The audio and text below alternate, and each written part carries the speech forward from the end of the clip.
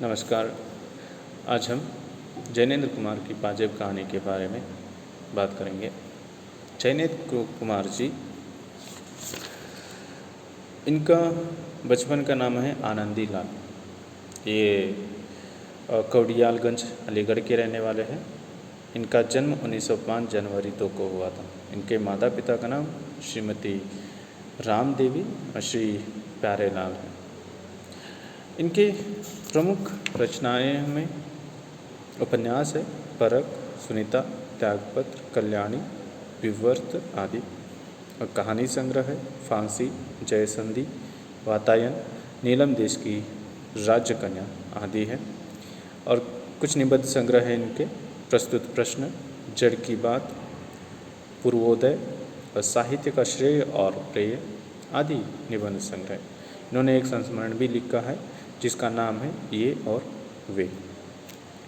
और इन्हें प्रमुख रूप से 1971 में पद्म भूषण सम्मान से सम्मानित किया गया है और 1979 में साहित्य अकादमी पुरस्कार से भी शोभित किया गया है। पाजेब कहानी इनकी एक प्रमुख रचना है जो बाल मनोवैज्ञानिक कहानी है, बच्चों के मन को पढ़ने वाली एक कहानी है।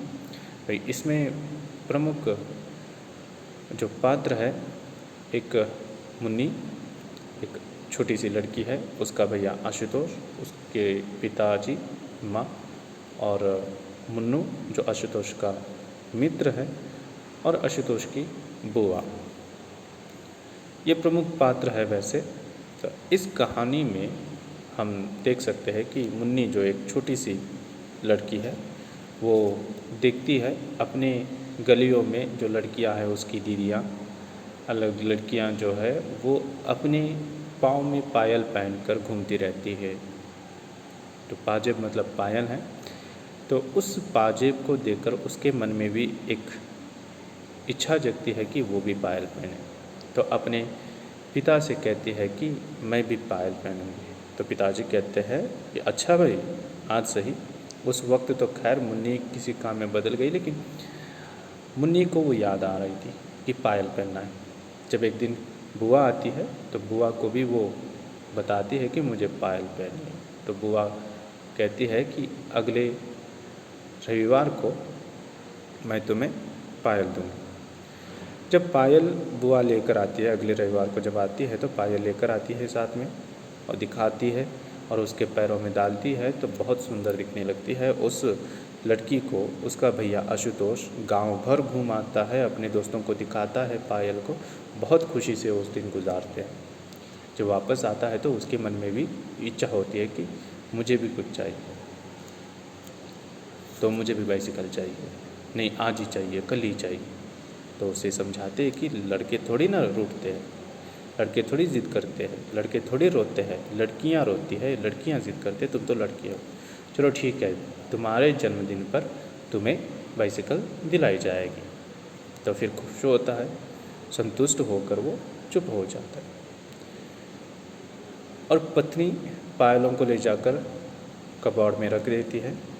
फिर दोपहर में जाकर देखती है तो उस कबाड़ में जो जिस बॉक्स में वो पायल रखी थी उसमें से एक ही पायल है, दूसरा पायल गायब है। तो आशुतोष का पिताजी एक टेबल पर बैठकर पढ़ रहे थे, कुछ किताबी काम कर रहे थे, कुछ पढ़ना लिखना शुरू था उसका।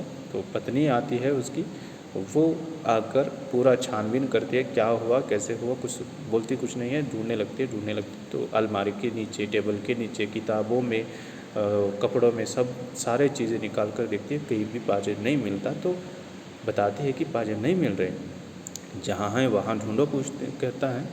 तो नहीं, सारे जगह ढूंढ लिए, नहीं मिल रहा। तो उन्हें शक होता है, आशुतोष की माँ को शक होता है कि पायल नौकर ने चुराया होगा। नौकर ने तो ऐसा चुराया नहीं होगा, वो क्यों चुराएगा। तो तुम तो उन्हें ऊपर बिठा के रखे हो, तुम क्यों मारने लगे। तो उन्हें ऐसा लगता है कि पायल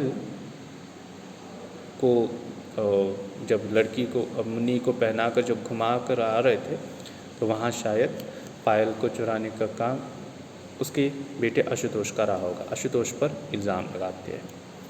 आशुतोष को उसके ऊपर इल्ज़ाम लगाने के बाद में उसके माँ को बहुत ही गुस्सा आता है, पर क्या करें, जब बेटे को बुलाते हैं, पूछते हैं, तो वो खामोश खड़ा रहता है। और खामोशी गलती को एक्सेप्ट करने का एक संकेत है।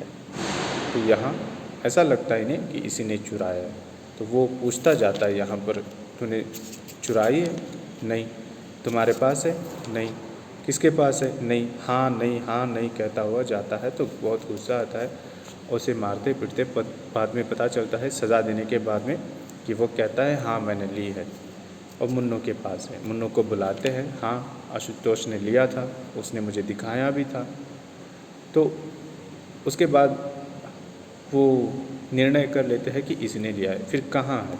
एक पतंग के पास है, पतंग बेचने वाले के पास है, तो वहाँ जाकर ले आओ। नहीं। क्यों नहीं भाई? नहीं रहा तो ये सारे प्रश्न यहाँ पर देखते हैं।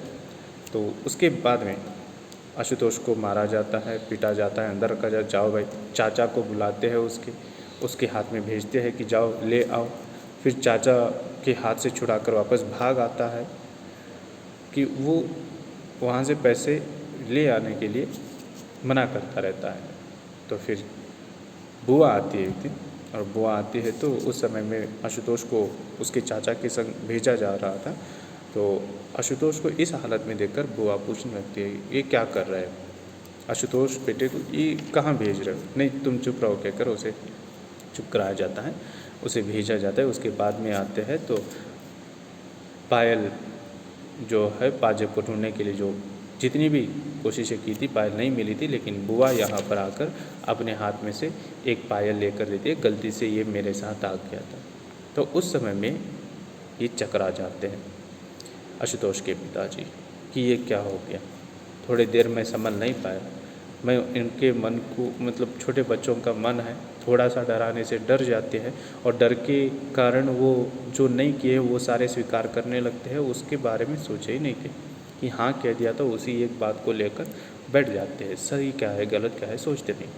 तो बच्चों को मारना पीटना, ये सारी जो है प्रताड़ना देना, शोषण करना कम करना चाहिए। माँ बाप को उसके आगे पीछे की सोचना चाहिए, सबसे वो जानकारी लेनी चाहिए। बुआ से वो कुछ बात ही नहीं पूछे, देखिए ऐसा कुछ हुआ है। जब बुआ वापस आती है तो तभी पता चलता है कि बुआ के साथ वो पाजेब चली गई थी, लेकिन उससे पहले आशुतोष को बहुत ही प्रताड़ना देकर उससे उगला जाता है कि पाजेब उसी ने ली है, तो डर के मारे वो उसे स्वीकार कर लेता है। तो ये कहानी थी। तो हमें कभी भी कुछ भी हो गया है घर में, तो छोटे बच्चों को अगर ऐसा लगता है कि उन्होंने लिया है, तो आगे पीछे सब सोचकर उसके बारे में बात कर निर्णय लेना चाहिए। ये कहानी यहाँ पर बताई। धन्यवाद।